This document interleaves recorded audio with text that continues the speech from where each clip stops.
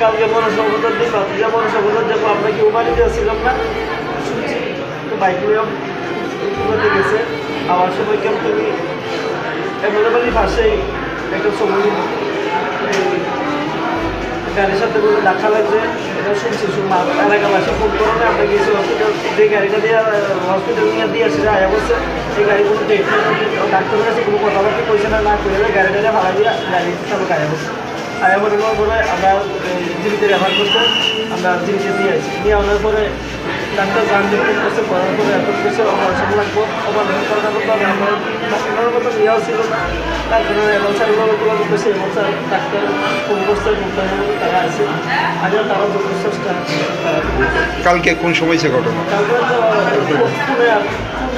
7:30 এই ছেলেটা বাইক নিয়ে কই গেছিল?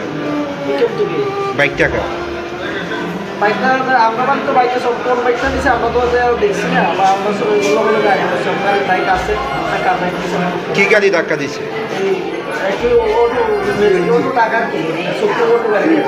এটা কি এলাকারই নাকি? চালককে আপনারা চিনে?